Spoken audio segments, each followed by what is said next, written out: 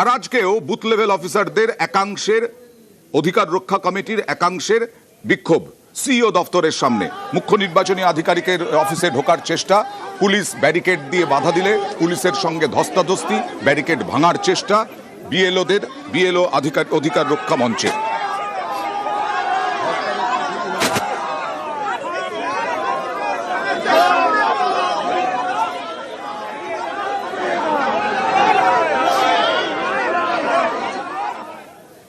মতুয়াদের ভোটে কি পদ্মের কাঁটা, এবং আসলে সুপ্রিম কোর্টের যে নাগরিকত্ব আগে পেতে হবে তারপরে ভোটাধিকার, এখানেই বিজেপি শিবিরে পদ্মে কাঁটা কিনা সেই প্রশ্ন উঠছে। আর তাই প্রধানমন্ত্রী নরেন্দ্র মোদী 20 ডিসেম্বর আসছেন তাহিরপুরে।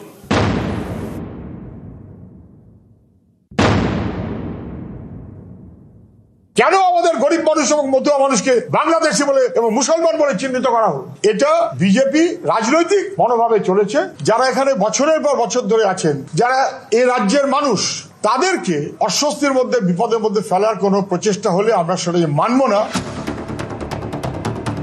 ভোটের বাংলায় চলছে ভোটার তালিকার নিবিড় সংশোধন, অর্থাৎ এসআইআর এর পর প্রকাশিত ভোটার তালিকায় যাদের নাম থাকবে তাঁরাই ভোট দেবেন 2026-এর বিধানসভা নির্বাচনে। এই পরিস্থিতিতে প্রশ্ন উঠতে শুরু করেছে, মতুয়ারা কি 26-এর নির্বাচনে ভোট দিতে পারবেন?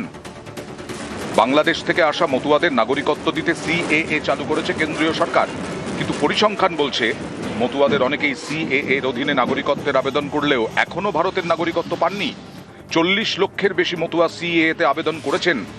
গত বছর থেকে 50,000-এর বেশি মতুয়া সিএএ তে আবেদন করেছেন। এর মধ্যে 400 জন ভারতীয় নাগরিকত্বের সার্টিফিকেট পেয়েছেন। অর্থাৎ অনেকেই আবেদন করেছেন কিন্তু ঝুলে রয়েছে, নাগরিকত্ব এখনো পাননি। এরই মাঝে মতুয়াদের উদ্বেগ বেড়েছে সুপ্রিম কোর্টের মন্তব্যে। শীর্ষ আদালত জানিয়ে দিয়েছে, আগে নাগরিকত্ব পেতে হবে, তারপরেই ভোটারের মর্যাদা মিলবে। এ রাজ্যে অনেক আসনেই মতুয়াদের ভোট বড় ফ্যাক্টর, তাই সবারই নজর মতুয়াদের দিকে। এই কার্ডটা কারা কারা কিনেছেন হাত তুলুন তো 100 টাকা করে। এখানে তো আপনি বাংলাদেশের নাগরিক লিখে দিচ্ছেন, আর লিখে দিচ্ছেন 2002 ম্যাপিং করছেন এসআইআর এ, আর লিখে সার্টিফিকেটটা দিচ্ছেন 2025 সালে।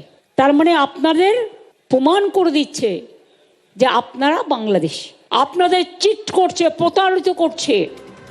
প্রথমে মমতা বন্দ্যোপাধ্যায়, এবার সিপিআইএম। মতুয়ারা যাতে ভোটাধিকার থেকে বঞ্চিত না হন তার জন্য উদ্যোগী হলো সিপিআইএম। শুক্রবার রাজ্যের মুখ্য নির্বাচনী আধিকারিকের দফতরে গিয়ে ডেপুটেশন জমা দেন সিপিআইএম নেতা সুজন চক্রবর্তী। 1,20,00,000 রোহিঙ্গা এবং বাংলাদেশি মুসলমান এই নামের তালিকা দিক বিজেপি। কেন আমাদের গরিব মানুষ এবং মতুয়া মানুষকে বাংলাদেশি বলে এবং মুসলমান বলে চিহ্নিত করা হলো? কেন তাদেরকে রোহিঙ্গা বলে চিহ্নিত করা হলো? কে করতে বলেছিল? এটা বিজেপি রাজনৈতিক মনোভাবে চলেছে। এর আগে মতুয়াদের পাশে দাঁড়ানোর বার্তা দিয়ে পথে নেমেছে কংগ্রেসও। মতুয়া ইস্যুতে তৃণমূল, সিপিআইএম, কংগ্রেস 3 দলেরই নিশানায় বিজেপি।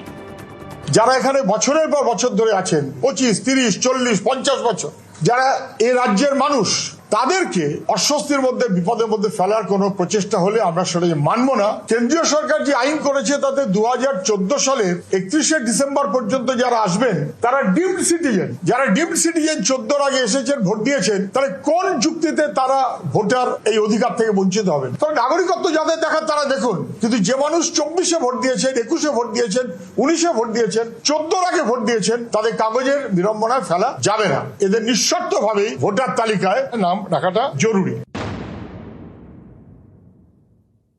মতুয়া সহ সমস্ত বাংলাদেশি নিপীড়িত হিন্দু উদ্বাস্তু যারা ধর্মীয় কারণে ওখানে মুসলমানদের কাছে মার খেয়ে এবারে পালিয়ে এসেছেন, তারা সবাই এদেশের নাগরিকত্ব পাবেন, এদেশের ভোটার হবে। একথা আমরা বুক ঠুকে বলেছি এবং বুক ঠুকে বলবো। নিউজ 18 বাংলা।